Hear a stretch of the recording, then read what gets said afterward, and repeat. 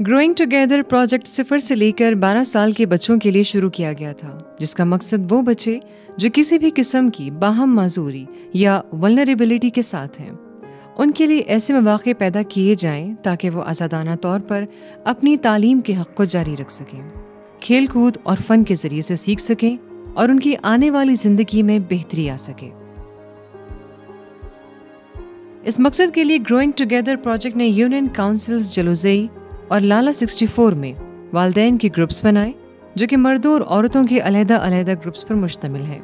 इन्हीं ग्रुप्स में से नुमाइंदों के ज़रिए मॉनिटरिंग कमेटीज़ बनाई गईं, जिनको एडल्ट लेड मॉनिटरिंग कमेटी कहते हैं। एडल्ट लेड मॉनिटरिंग कमेटी का मकसद प्रोजेक्ट की सरगर्मियों को जांचना और मालूमात फराहम करना है, ताकि इन सरगर्मियों को मज़ीद बेहतर बनाया जा सके।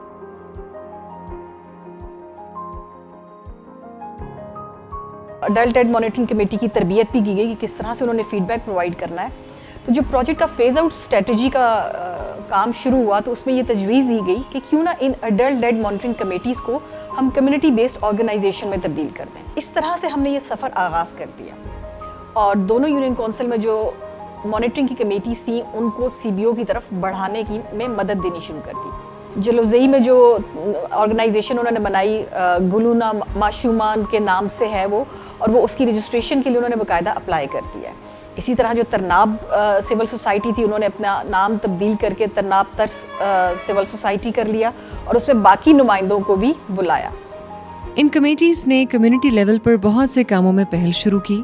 इन्होंने इंटरनेशनल चिल्ड्रन डे मनाया, जिसमें वालिदैन को बच्चों के हकूक़ पर आगाही दी गई। इसी तरह खिदमात मुहैया करने वाले इदारों के साथ माजूरी पर सेमिनार किए कि किस तरह अतफाल बहम माजूरी को उनके साथ जोड़ा जा सके। मुफ्त आँखों के कैंप का इनेकाद किया। गाँव में स्कूलों और मसाजिद के असातिज़ा और उलमा से मुलाकातें की, ताकि जिस्मानी सज़ा पर लोगों की आगाही की जा सके। इसी तरह जो बच्चे स्कूल से बाहर थे, उनको स्कूल में दाखिल करने के लिए इंतजामात शुरू किए गए। ये जो ट्रेनिंग हमने ली है, इसमें हमें ये फ़ायदा होगा कि जो हमारी CBO है, इसको एम्पावरमेंट मिलने के लिए, इसको एम्पावर करने के लिए जो HI हैंडीकैप इंटरनेशनल ने जो इनिशिएटिव उठाया और हमें कैपेसिटी बिल्डिंग ट्रेनिंग्स के लिए हमें स्केड्यूल बनाया, जिसमें हमें फाइनेंशियल मैनेजमेंट और रिसोर्स मोबिलाइजेशन पे एक अच्छे तरीके से हमारी ट्रेनिंग हुई, और इसके साथ साथ अपने CBO के लिए रिसोर्सेज को मोबिलाइज करने के लिए जो टेक्निक्स हैं, जो तरीके हैं, वो हमें बताए गए। टेक्निक्स को फ्यूचर में इम्प्लीमेंट करके हम अपने CBO को मज़ीद एम्पावर करने के लिए कोशिश करेंगे। CBO बनाने का मकसद था कि जब ग्रोइंग टुगेदर प्रोजेक्ट इख्तिताम को पहुंचे, तो यहाँ ऐसे नुमाइंदा जमातें मौजूद हों जो इन बच्चों की खिदमात मुहैया करने वाले इदारों Akbar care institute, Habib physiotherapy complex, Hyderabad educational complex के साथ राब्ते कायम रखें और खिदमात का ये सिलसिला जारी रहे।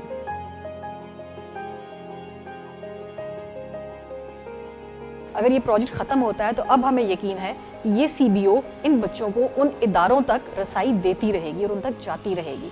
इसी तरह से वो वालिदैन जिनके बच्चे किसी भी डिसेबिलिटी के साथ हैं, उनको जो ज़रूरत के तहत तरबियत चाहिए होगी, वो इनमें मौजूद कम्युनिटी वर्कर्स इनको प्रोवाइड करते रहेंगे।